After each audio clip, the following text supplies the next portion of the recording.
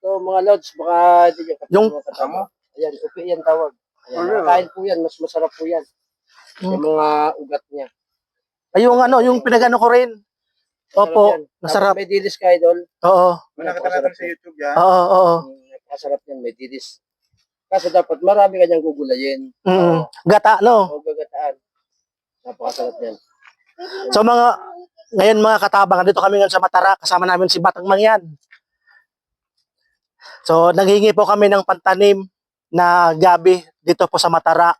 So pigsamantala na po namin kasi po ang daming laing. Ang gaganda po ng ano.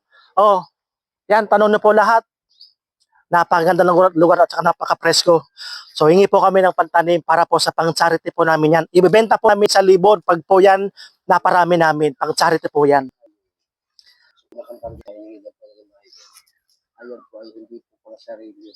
Yan po gagawin dito. Kasabang dito sa ating charity. Ano po?